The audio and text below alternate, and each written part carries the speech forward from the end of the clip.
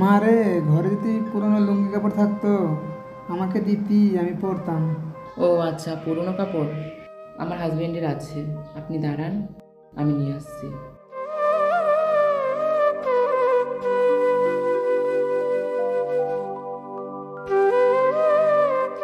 এই নিন পুরনো কাপড়।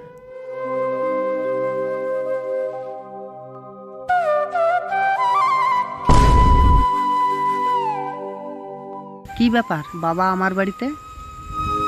ভগবান তো আমার মঙ্গল করুক মা। এই তুমি কোথায় যাচ্ছ? এদিকে এসো, এদিকে এসো। হাই হাই, ওখানে তো যাওয়া যাবে না।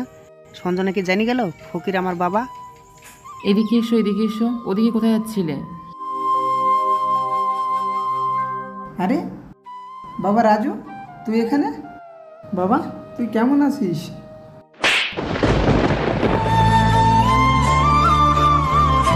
এই ফকিরে বাচ্চা, তুই নোংরা হাতে আমাকে জড়িয়ে ধরেছিস? এত বড় সাহস! এমন একটা বাবার বয়স বৃদ্ধ লোককে তুমি গায়ে হাত দিলে? এই তুমি কাকে বাবা বলছো? এ তো বাবা না, এ একটা ফকির। হ্যাঁ সাহেব, আপনি ঠিকই বলেছেন। আমি তো বাবা না, আমি একজন ফকির। আমি কিন্তু ফকির ছিলাম না। আপনার মতো একটা কুলাঙ্গার ছেলের জন্য আজ আমি ফকির। ছেলেটা যখন ছোট ছিল তার একটা রোগ হলো। ডাক্তার কবিরাজ দেখিয়েও আমি তাকে সারাতে পারলাম না। তারপর তাকে আমি শহরে যাই, আর শহরে নিয়ে গিয়ে ভালো করি। আর ওই তাকে ভালো করতে গিয়ে আমার যত জায়গা সম্পত্তি ছিল সব বিক্রি করে দিতে হয়েছিল। আর ও যখন বড় হলো ওকে আমি স্কুলে ভর্তি করালাম। আর স্কুলে ভর্তি করাতে গিয়ে আমার ভিটে বাড়িটাও বিক্রি করতে হলো। তারপর তাকে আমি বিএ পাশ করালাম। সে বিএ পাশ করার পরে শহরে চলে গেল, আর ফিরে এলো না। সাহেব, ওই চিন্তায় আমার স্ত্রীটা মারা গেল। আমি পুরো নিঃস্ব, একা হয়ে গেলাম। তারপরে আমি কোনো উপায় না পেয়ে ভিক্ষা করতে লাগলাম। এই ফকিন্নির বাচ্চা, তোর দাঁড়িয়ে দাঁড়িয়ে তোর ডায়লগ শুনবো? তুই কি বাড়াবি না তোর ঘাড় ধাক্কা দিবে এরকে দেবো?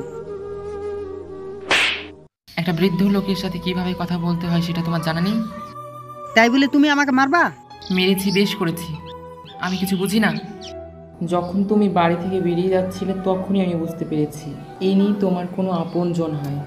যখন তুমি আমার কাছে এসেছো, ইনি যখন তোমাকে জড়িয়ে ধরেছে, তখনই আমি বুঝতে পেরেছি ইনি তোমার বাবা। একটা কথা মনে রাখবে, সব কিছু মিথ্যে হতে পারে, কিন্তু একটা বাবার চোখের জল কখনো মিথ্যে হতে পারে না। আরে তোমার তো তাও বাবা আছে, আর আমার তো এই দুনিয়ায় কেউ নেই, বাবাও নেই, মাও নেই।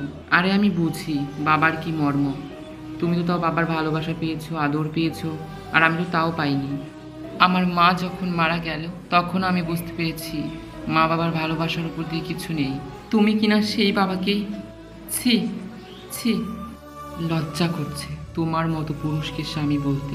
যে বাবা কিনা তোমাকে এই পৃথিবীর আলো দেখিয়েছে, যে তোমাকে লালন পালন করিয়েছে, নিজে না খেয়ে তোমাকে খাইয়েছে, যে কিছু না পড়ে তোমাকে পড়িয়েছে, আজকে কিনা সেই বাবাকে ভুলে গেছো যে তোমাকে এত বড় করে দিয়েছে। আরে তুমি কিসের পিছনে ঘুরছো? তুমি আমার পিছনে ঘুরছো না আমার সয় সম্পত্তির পিছনে ঘুরছো? তোমার সব কিছু ভুল, সব কিছু মিথ্যে।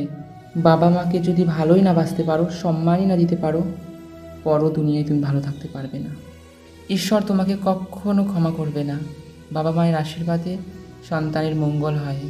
তুমি কেন সেই বাবাকে গায়ে হাত দিয়েছো, অপমান করেছো? ঈশ্বর যদি চায় এই বাবার অভিশাপে তুমি পঙ্গু হয়ে যেতে পারো।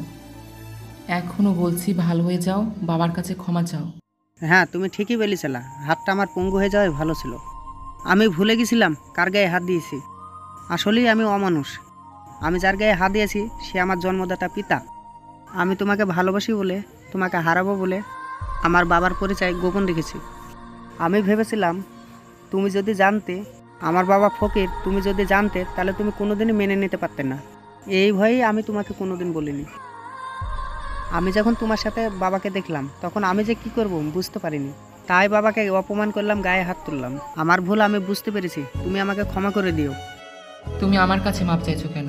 মাপ যদি চাইতেই হয় তুমি তোমার বাবার কাছে মাপ চাও, কারণ তুমি তোমার বাবার গায়ে হাত তুলেছো, অপমান করেছো। যাও তোমার বাবার কাছে মাপ চাও। বাবা তুমি আমাকে ক্ষমা করে দাও, আমার অনেক ভুল হয়ে গেছে। তুমি আমাকে ক্ষমা করো বাবা, এরকম ভুল আর কখনো করবো না। তুমি যদি না আমাকে ক্ষমা করো তাহলে আমি মরেও শান্তি পাবো না। আয় বাবা আয়, আমার বুকে আয় বাবা। আপনার ছেলে যখন ভুলটা বুঝতেই পেরেছে, এখন এভাবে আর ভিক্ষা করবেন না।